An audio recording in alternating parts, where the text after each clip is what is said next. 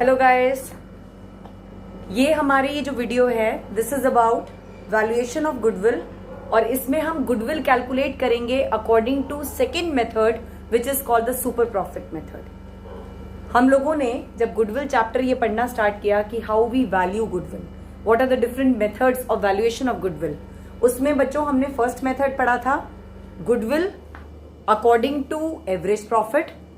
Second method जो आज हम क्लास में डिस्कस करने जा रहे हैं वो है goodwill according to super profit method.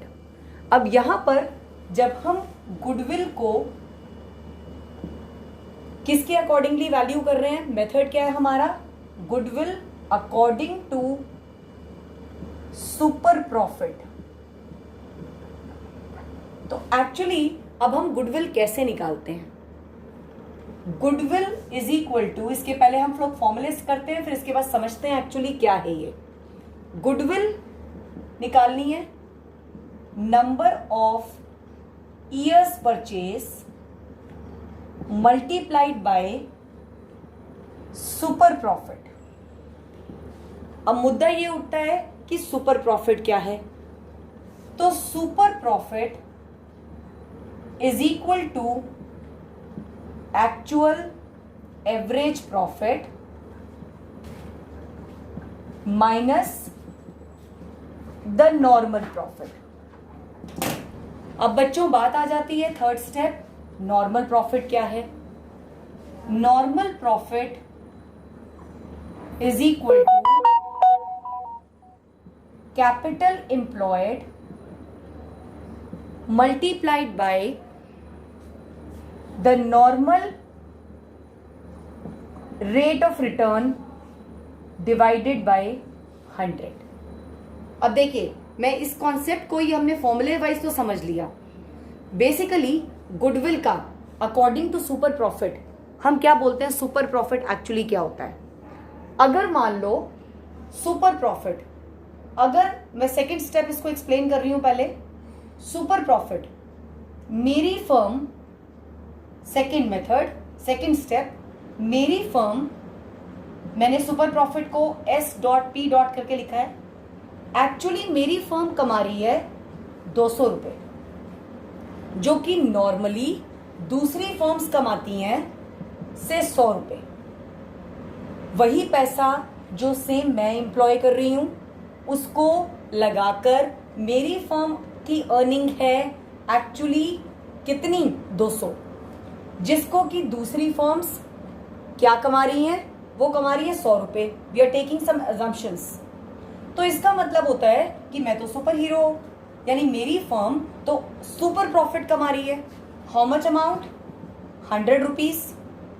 तो अगर कोई दूसरी फर्म, कोई मेरे से, अब मेरी फर्म से कोई गुडविल की वैल्यू पूछ रहा है, वो कह रहा है भाई एक बार बताओ आपकी गुडविल कितनी है, मैं उसको बोलती हूं द फर्स्ट स्टेप कि ऐसा है भाई, अगर तुम मेरी गुडविल की बात करो, यानी अगर मैं आपसे अपनी गुडविल का पैसा मांगती हूं तो मैं इतना सुपर प्रॉफिट, कितना जो मैंने अभी निकाला है, मैं इतना सुपर प्रॉफिट अर्न कर रही हूं अपनी फर्म में, और मैं आपको ये एश्योर कर रही हूं कि आगे आने के number of years purchase means आगे 3 साल और आप भी इतना ही सुपर प्रॉफिट अर्न करोगे अगर आप मेरी फर्म की ब्रांड नेम को यूज करते हो। तो this is how we calculate the goodwill. अब बात आ जाती है, ये एक्चुअल एवरेज प्रॉफिट हमने पहली वाली वीडियो में इसको समझ लिया कि एक्चुअली मेंटेनेबल प्रॉफिट हमारा कितना है। बात आ जाती है नॉर्मल प्रॉफिट की। नॉर्मल प्रॉफिट को अब हम कैसे निकालते हैं, normal profit is equal to मैंने अपने बिजनेस में कितना पैसा एम्प्लॉय कितना किया, एक्चुअली कैपिटल एम्प्लॉयड कितनी है। अब इस कैपिटल एम्प्लॉयड को, दिस कैपिटल एम्प्लॉयड, इसको निकालने के लिए what we need to do, capital employed according to liability approach, इसका मतलब होता है कि बिजनेस में हमने कितना पैसा एम्प्लॉय किया हुआ है, लगाया हुआ है. According to liabilities approach, capital employed is equal to capital account of the partners,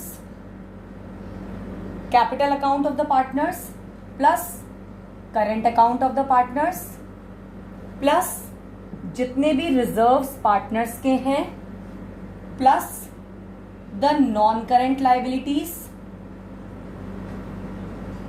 यानी ऐसा पैसा जो मेरे बिजनेस ने लंबे अरसे का लगाया हुआ है, माइनस. अब इसमें से हम कौन कौन सी आर्टिकल्स माइनस करते हैं?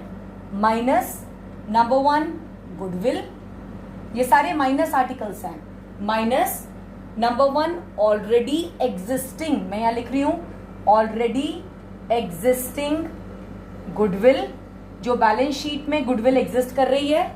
नंबर 2 माइनस करते हैं इन सारे आर्टिकल्स में से डिफर्ड रेवेन्यू एक्सपेंडिचर, जिसको एडवर्टीजमेंट सस्पेंस भी कहा जाता है. एडवर्टीजमेंट सस्पेंस ये एक एग्जाम्पल होता है फिक्टिशियस एसेट का. And number 3 investments. कौन सी वाली investments? Which are non trade in nature. हम ये 3 आर्टिकल्स किसमें से माइनस करेंगे? कैपिटल अकाउंट, या हम लाइबिलिटी अप्रोच पढ़ रहे हैं तो लाइबिलिटी अप्रोच का मतलब होता है हमें जो फिगर्स हैं वो हमें लाइबिलिटी साइड से स्टार्ट करना है. Capital account, current account of the partners plus reserves plus non current liabilities. Non current liabilities में जिसमें आपके पास क्या आ सकता है? Long term bank loan in case of partnership. यहां पर और हमारे नॉन करंट लाइबिलिटीज होते हैं डिबेंचर्स, पब्लिक डिपॉजिट्स.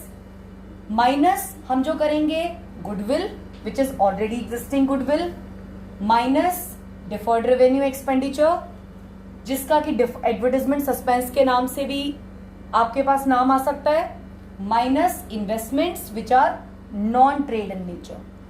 अब ये हमारा लाइबिलिटी अप्रोच है. अगर हम एसेट अप्रोच के हिसाब से बात करें, if we talk about the asset approach,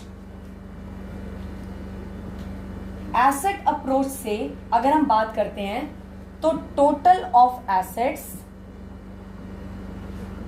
जिसमें क्या क्या चीजें नहीं होती, जो गुडविल नहीं होती, कौन सी वाली? Already existing. दूसरा एडवर्टीजमेंट सस्पेंस. तीसरा अगर पीएनएल अकाउंट का डेबिट बैलेंस दे रखा होगा तो वो भी हम माइनस करेंगे. Minus investments non trade, specifically non trade, यानी the investments which doesn't belong, जिसकी इनकम डायरेक्टली बिजनेस से रिलेटेड नहीं होती. माइनस और क्या करेंगे हम? टोटल ऑफ एसेट से माइनस करेंट लाइबिलिटीज. अब मैं इस कॉन्सेप्ट को आपको एग्जाम्पल्स के थ्रू, आपको जूम ऐप से इसको यहां पर आपके ग्रुप में पहले डालूंगी और मैं यहां पर जूम ऐप से अब आप लोगों को इसके प्रैक्टिकल क्वेश्चंस एंड सॉल्यूशंस इसको हम सॉर्ट आउट करेंगे. थैंक यू बच्चे.